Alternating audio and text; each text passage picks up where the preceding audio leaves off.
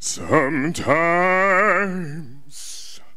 I feel like a motherless child. Sometimes I feel like a motherless child. Sometimes I feel like a motherless child. A long ways from home, a long ways from home. Sometimes I feel like I'm almost gone. Sometimes I feel like I'm almost gone.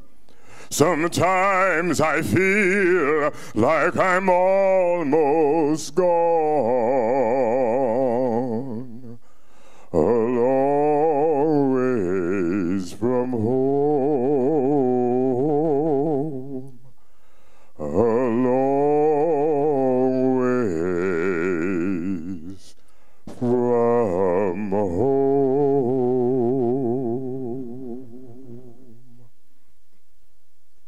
This song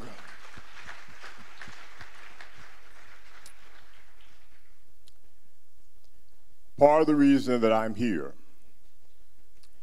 and the passion that God has given me, like you, has become because of pain.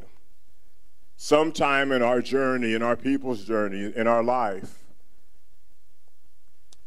and in our personal experience.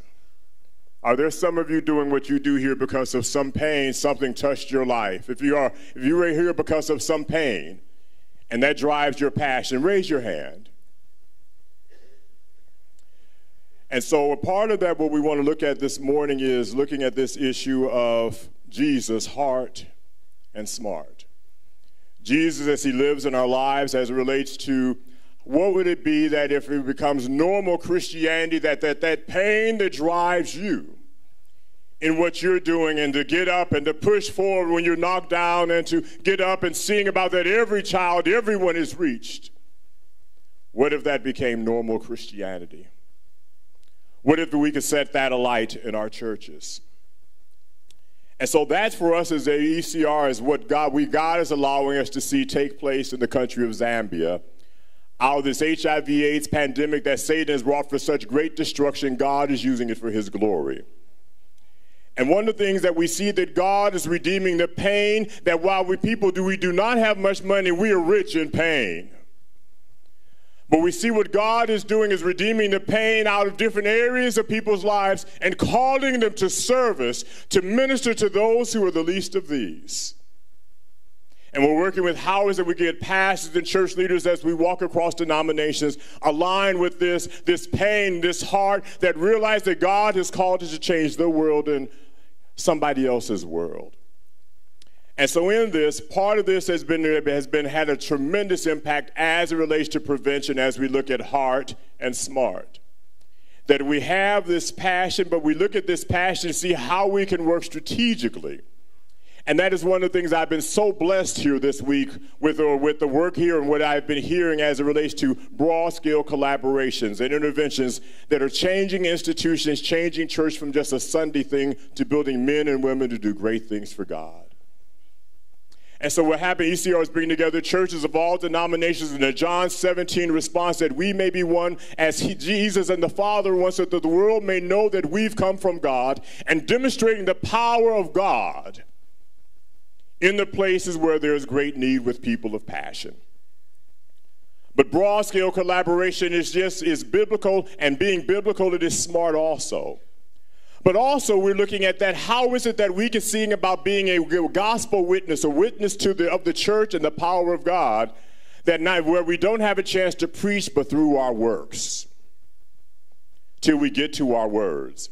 And so we've been working with U.S. government organizations and other bilaterals and multilaterals, and it gives us a chance that people may see our light and give glory and say, wow, what the church is doing, these people of God is doing.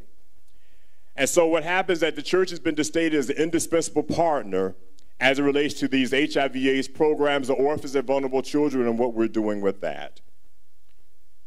And so as we look at this, one of the things that we see is that we have to change the game. We have to look at how do we do things that are different. And that's one of the aspects of how we have formulate dialogues for looking at what is smart with people of discernment. And so part of that is that we're looking at it for us, we examine ourselves and looking, are we embracing churchianity, which is the traditions and a lot of what we follow, or are we embracing essence of Christianity? And so there are many examples of that where we have forums to really look at these discussions, seeing about what is next and what God wants us to do with that. Part of that is looking at we cannot do church as we did in 1979 or 1879. But we have to sing about is the church changing what we're doing and coming up with what God is doing next. And one of those great examples, marvelous examples, was created by a lady that is with the CDC, Kim Miller, a program called Families Matter.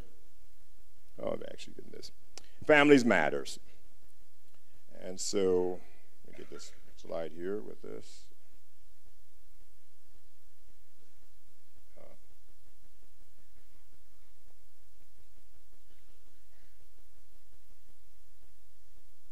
And Family Matters is looking at it, seeing about in this generation, in this day and age of social media and all that, where our young people are getting all types of messages. How is it that we can sing about the one that should be giving messages to our children are the fat parents? And that's what we're looking at. Families Matters is looking at how is it that in this day and age that we can equip and build the capacity of parents to be able to talk to their children about issues of sexuality, which are issues of life and death, especially in the context that we're working in. And so what we're looking at as Family Matters is that we're looking at that we are not running away from evidence-based approaches, because what we see as evidence-based approaches, we are looking at being discerning. We're doing research to see if this actually works. With people of discernment and people of God coming together and using discernment, that we don't run through everything, but we're able to see what works and what God is doing in these different situations. And so what we're looking at is strategically building parenting capacity in large scale to prevent scenarios that would create future orphans and vulnerable children. So I think as Susan was sharing and as the animation was sharing is that if we have a flood, versus clinically, we have to clean up the flood, but the smart thing to do is that we need to turn off the tap. And so part of it is what we're looking at is that while we serve orphans and vulnerable children, and I'm here looking at and blessed to hear about the emphasis upon families, is that we're looking at seeing about how is it that the church can engage families on a massive scale, where it becomes a normal part of what we are doing, that we may be able to impact parents and give parents skills for this day and age for the most important job of raising other human beings, parents or the caregivers of the orphans and the vulnerable children that we have, so that we can make a difference in their lives with positive parenting. And so as we look at this, and we'll be sharing a little bit more about this in the session, one of the sessions after this that's coming up, is looking at introduction of Family Matters to steps to understanding your child. Many people we grow up and we become parents, and not many of us have master's degrees in parenting or caregiving when we become parents, and there are many questions. And what we're doing, we're bringing people out of the body with passion, who have studied, who have done the research, who have done the practice, the methodology, seeing about how is that we can effectively make this change in parents' lives. With good parenting skills, parents' role in educating their children about sexuality, information to increase comfort and skills in discussing sex and sexuality, and the following that you see here.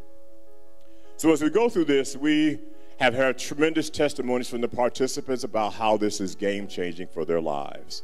We see how this is game-changing for Zambia, and we can see Susan Hillis as she talks about this, how it can be game-changing for so many others.